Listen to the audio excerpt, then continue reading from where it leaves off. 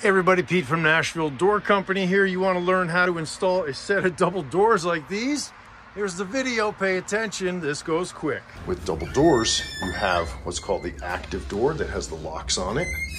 This is the door that you open and close to go in and out of. This other door is referred to as the fixed door, and it has some sort of bolt. See, it pops out of the top here and engages in the top jamb, and it also engages in the threshold. There has to be a gap between the doors in order for them to work properly. Astragal covers the gap between the doors. When you have this all-in-one Astragal, it has the bolts built in. If you did not have one of these Astragals, you could just install the doors, and then when you're done, you just glue and nail a strip of wood over it, but that would not come with the bolts. So you'd have to install what are called flush bolts, top and bottom, and I have a video that shows you how to install flush bolts. So we're going to start by measuring the opening, which is 60. So we know that 30 is the middle, so we want each door to land around 30. Now the side of our door is going to slip into the Astragal right here. So this is what you'll see from the inside. This is the outside. And our weather stripping over here, that's where the active door hits. So since we're using this Astragal that snaps onto the side of the door, let's snap it on and find out how much bigger that makes the door. So with the Astragal on, the width of our door is 30.5. So we could cut off a 1/2 inch off of this door to get a 30, but I don't like to cut it that close. It's better to be cautious. So I'm just gonna cut off a 1/4 inch off this door. And I'm gonna cut it off the Astragal side of the door, not the hinge side. I always like to start with the fixed door first, get that cut, install the Astragal, get the door installed, and then work on the active door. And to get this door hung, I simply use all the steps of my video, how to hang a slab door. There's 2 reasons why we cut the Astragal side. It doesn't have to be perfect. You can move the Astragal a little bit. You can shim it to get it into position, but also the Astragal is going to give this the illusion of width. When we have our new door in, you want this to look the same as this. And when you put that Astragal in there, it's going to hide a portion of this. So it's going to make these look like they're the same width. You don't always get it perfect, but that's what you're striving for. Here's the front of the Astragal.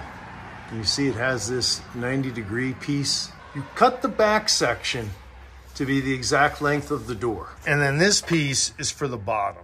And you want the bottom of the Astragal to just graze the threshold without binding. So I've got this back piece even with the top of my door. And now this top part I have to put on here, and it's gonna go just like that when I close it.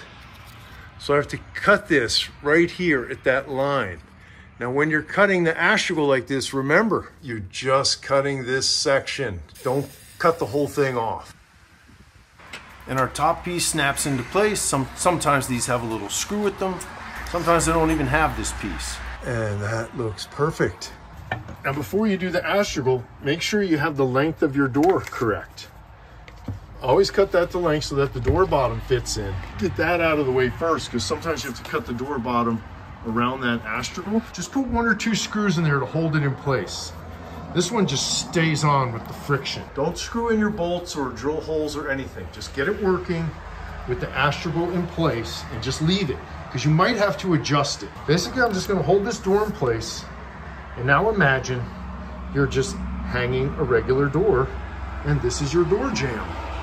And use all the steps I've outlined in the procedure for how to hang a slab door. Now let's imagine you were not using this type of Astragal. Let's just say you were going to use some sort of wood Astragal. It's not uncommon to use a piece like this. Of course, I would use something thicker. Here's what I would do. Cut the door just like you did and hang it, but you don't have to compensate for this. Just find the middle of the doorway and cut the door a little bit more narrow than the middle. Then you would leave this Astragal off, and then you would just hang this door so that you have 1/8 inch to 3/16 of an inch gap. And then once that's done, when you have the locks in and everything's working, then what you do is you cut your Astragal and you just glue it and nail it to the fixed door. Before you do that, you would have to install your flush bolts on your fixed door. Now for the active door, I've cut it to length. Since I'm only taking off about 1/4 inch, I'm taking it off the hinge side. I want to try to leave the lock side intact so it looks good, and I also have plenty of room for the locks. Also, when I close these, I might have to do some fine tuning with the planer on the lock side. So I want to have as much wood on there as possible. Now we've got this door hung. It just barely closes, so that's good. They're rubbing, but that's fine. We're a little bit too big, which is great. First step is getting that top perfect. Then we'll worry about the sides. See how that door is like an 1/8 inch lower? Look at this big gap up here. It's because of this crack. This jamb is all out of whack. So if we can just kick the door like that a little, that'll raise this up. Just shim this out to kick the door up.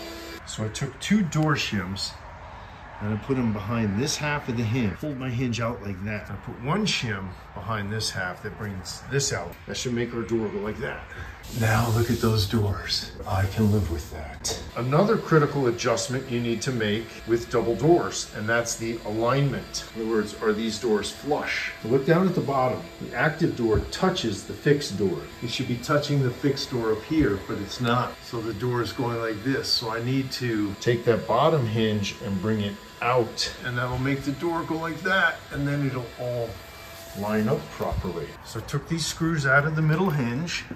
I took these screws out, and see I've moved this hinge back almost 1/4 inch. Now we've got a nice alignment I'm happy with, so we can put those screws back in. Now in order to get these to fit, I have to plane this door. Now this is where you could plane a bevel. Plane it on an angle like that.